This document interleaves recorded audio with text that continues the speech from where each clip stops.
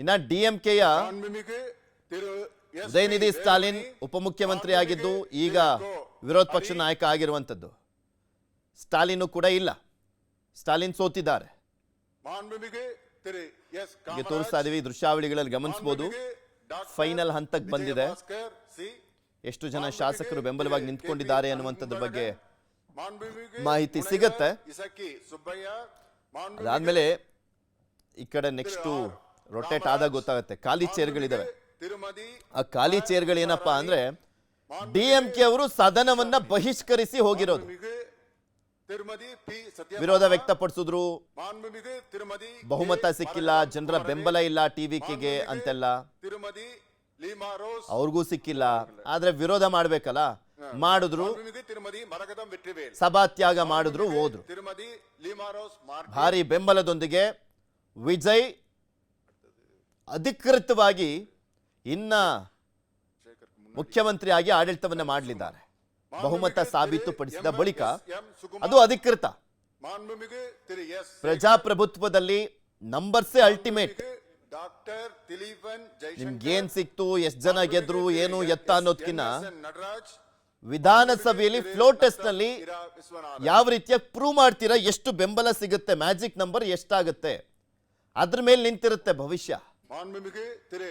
ತಲೆ ಎಣಿಕೆ ಮೂಲಕ ವಿಶ್ವಾಸ ಮತ ಸಾಬೀತಾಗ್ತಾ ಇದೆ. ಅಲ್ಲಿ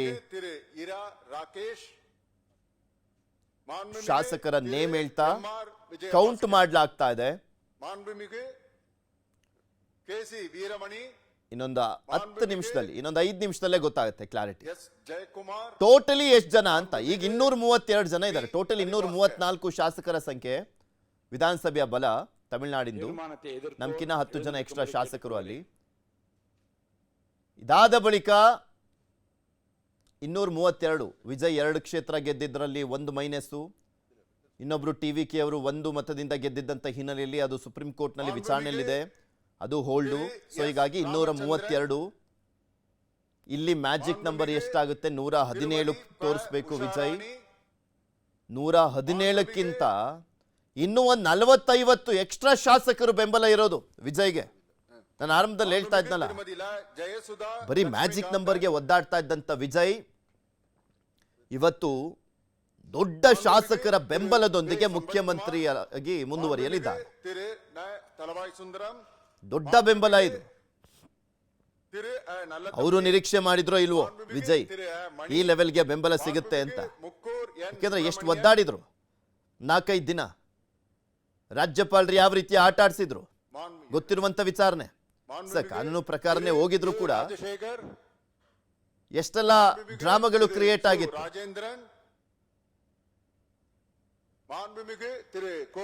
ಈಗ ಅದಕ್ಕೆಲ್ಲದಕ್ಕೂ ಉತ್ತರ ಅಂದ್ರೆ ಶಾಸಕರ ಸಂಖ್ಯೆ. ವಿಜಯ್ಗೆ ಎಷ್ಟು ಶಾಸಕರ ಬೆಂಬಲ ಅನ್ನೋದು ಈಗ ಗೊತ್ತಾಗತ್ತೆ. ವಿಜಯ್ ದೊಡ್ಡ ಬೆಂಬಲದೊಂದಿಗೆ ಸರ್ಕಾರವನ್ನ ನಡೆಸಲಿದ್ದಾರೆ. ದೊಡ್ಡ ಬೆಂಬಲ ಇದು.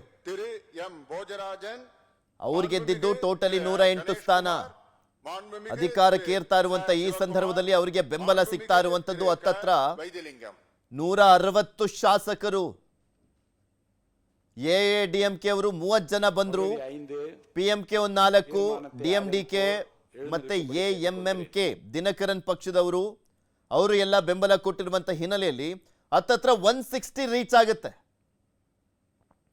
ನೀವು ತೋರಿಸ್ತಾ ಇದೀವಿ ನೋಡಿ ದೃಶ್ಯಾವಳಿಯಲ್ಲಿ ಗಮನಿಸಬಹುದು ನೀವು.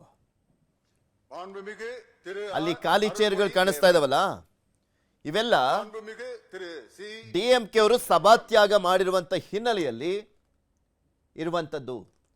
ಇನ್ನು ಉಳಿದಂತೆ ಪಳನಿಸ್ವಾಮಿ ಗ್ರೂಪ್ನವ್ರು ಕೂತ್ಕೊಂಡಿದ್ದಾರೆ. ಪಳನಿಸ್ವಾಮಿ ಮಾಜಿ ಮುಖ್ಯಮಂತ್ರಿ ಅವ್ರು ಕೂತ್ಕೊಂಡಿದ್ದಾರೆ ಮುಂದೆ, ಅವ್ರ ಬಣದವ್ರು ಕೂತ್ಕೊಂಡಿದ್ದಾರೆ. ಅವ್ರು ಯಾರು ಕೂಡ ಬೆಂಬಲ ಇಲ್ಲ ವಿಜಯ್ಗೆ. ಎಡಪ್ಪಾಡಿ ಪಳನಿಸ್ವಾಮಿ ಟೀಮ್ ಇದು. ಈಗ ಗೆದ್ದಿರುವಂತದ್ದು ಪಳನಿಸ್ವಾಮಿ ಟೀಮ್. ಇವ್ರು ಸಭಾತ್ಯಾಗ ಮಾಡಿಲ್ಲ, ಕೂತ್ಕೊಂಡಿದ್ದಾರೆ. ಬಟ್ ಇವರು ವಿಜಯ್ಗೆ ಬೆಂಬಲ ಇಲ್ಲ. ಅವ್ರು ಹೇಳ್ತಾ ಇದ್ರು, ಅವಾಗ್ಲೇ ಪಳನಿಸ್ವಾಮಿ ಮಾತನಾಡ್ತಾ ಆರೋಪ ಮಾಡ್ತಾ ಇದ್ರು, ನಮ್ಮ ಶಾಸಕರನ್ನ ಖರೀದಿ ಮಾಡುವಂತ ಕೆಲಸ ಆಗ್ಬಿಟ್ಟಿದೆ, ಆಮಿಷ ಒಡ್ಲಾಗ್ತಾ ಇದೆ ಅಂತೆಲ್ಲ ಆರೋಪ ಮಾಡ್ತಾ ಇದ್ರು ಪಳನಿಸ್ವಾಮಿ. ಆ ಶಾಸಕರುಗಳು ಎಐಡಿಎಂಕೆ ಶಾಸಕರೇ ಪಳನಿಸ್ವಾಮಿಯನ್ನ ವಿರೋಧ ಮಾಡ್ತಾ ಬಂದ್ರು. ಇಲ್ಲಿಗೆ ಸುಮಾರು 6 ದಶಕಗಳಿಂದ ಇರುವಂತಹ ಎಐಎಡಿಎಂಕೆ ಪಕ್ಷದ ಅಸ್ತಿತ್ವನೇ ಹೋಗ್ಬಿಡುತ್ತಾ ಅನ್ನುವಂತ ಒಂದು ಪ್ರಶ್ನೆಗಳು ಕೂಡ ಉಡ್ಕೊಂಡಿದ್ದಾವೆ.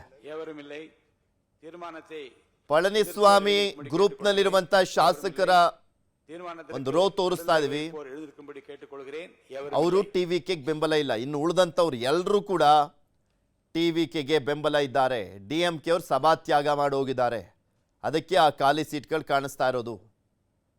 ಆಮೇಲೆ ಇನ್ನೊಂದು ನೋಡಿ, ನಮ್ಮ ವಿಧಾನಸಭೆ ಅವ್ರ ವಿಧಾನಸಭೆ ಎಷ್ಟು ಡಿಫ್ರೆನ್ಸ್ ಇದೆ. ನಮ್ದು ಎಷ್ಟು ಚಂದ ಕಾಣಿಸುತ್ತೆ ವಿಧಾನಸಭೆ, ಎಷ್ಟು ನೀಟಾಗಿ ದೊಡ್ಡದಾಗಿ. ಕೆಂಗಲ್ ಹನುಮಂತಯ್ಯ ಅವರು ಕಟ್ಟಿದಂಥ ವಿಧಾನಸೌಧ ಇದೆಯಲ್ಲ, ಯಾಕೆ ಹೆಮ್ಮೆ ಅನಿಸುತ್ತೆ ಅಂದರೆ ಈ ಕಾರಣಕ್ಕೆ.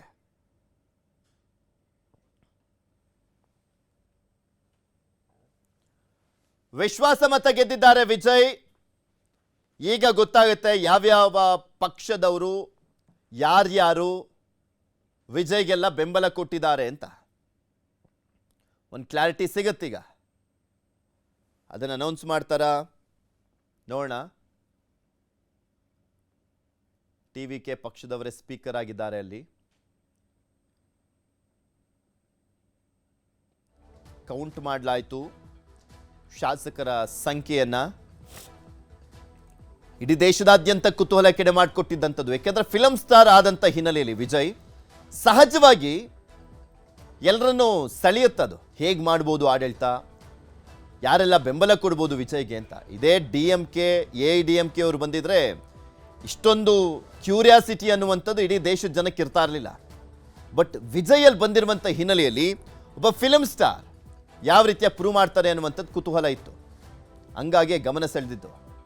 ஸ்பீக்கர் மாத்தனார்த்தா இதாரே ஜோசப் விஜய் அவர்களை முதலமைச்சராக கொண்ட அமைச்சரவை மீது இப்பேரவை தனது நம்பிக்கையை தெரிவிக்கிறது என்னும் தீர்மானம் பேரவையின் முடிவுக்கு விடப்பட்டு வாக்குகள் பின்வருமாறு எண்ணி கணிக்கப்பட்டன. தீர்மானத்தை ஆதரித்தோர் 144,